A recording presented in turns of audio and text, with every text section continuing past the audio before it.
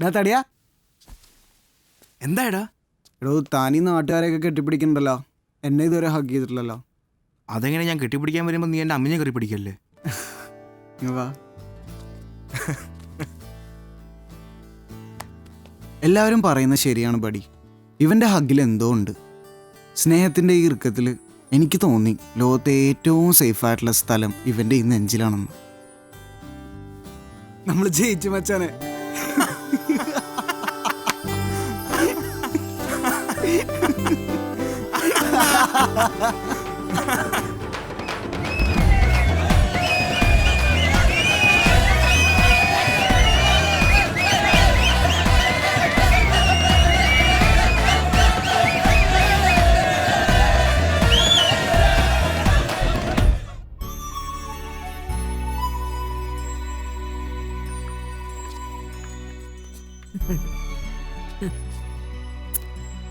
നന്നായി വാ മോനെ. മോനെ ലൂക്ക, അധികാരം കിട്ടിയ ഉടനെ നീ ഏറ്റവും ആദ്യം ചെയ്യേണ്ട കാര്യം അപ്പന്റെ പൂർണ്ണകായ പ്രതിമ കർത്തിക്കടവ് ജംഗ്ഷനിൽ സ്ഥാപിക്കണം. അവന്മാരൊന്ന് കാണിച്ചു കൊടുക്കണം. അതല്ല അപ്പാ, നമുക്ക് അപ്പാപ്പനെ നാൽക്കവലയിൽ കാക്ക തൂർന്നൊരു പ്രതിമയാക്കി മാറ്റണോ?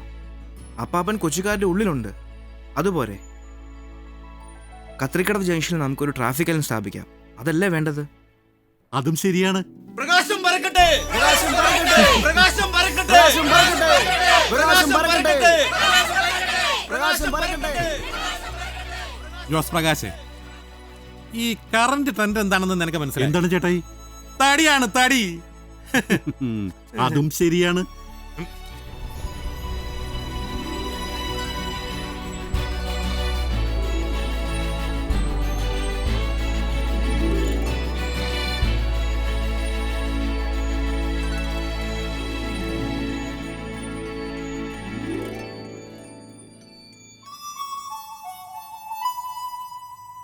മേറുപടി, എനിക്ക് കുറച്ച് നീഡ്സ് ഉണ്ട്.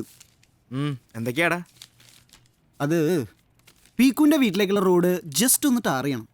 പിന്നെ കൊച്ചിയിലെ നൈറ്റ് ലൈഫ് അതൊന്ന്, അതുപോലെ തന്നെ ഈ ലോ വേസ്റ്റ് ഇടുന്ന പിള്ളേരോട് പോലീസിൻ്റെ ഒരു സമീപനം ഉണ്ടല്ലോ, അതൊന്ന് ശരിയാക്കണം.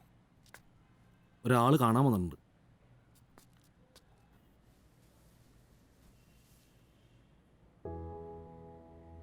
ലൂക്കാച്ചൻ അറിയാലോ, എൻ്റെ ഒറ്റ മോള. നിങ്ങൾക്കിടയിൽ എന്താ സംഭവിച്ചതെന്ന് എനിക്കറിയില്ല. പക്ഷേ എൻ്റെ മോളുടെ അവസ്ഥ ഇപ്പോൾ വളരെ മോശമാണ്. അവൾക്ക് നിന്നെ ഒന്ന് കാണണം.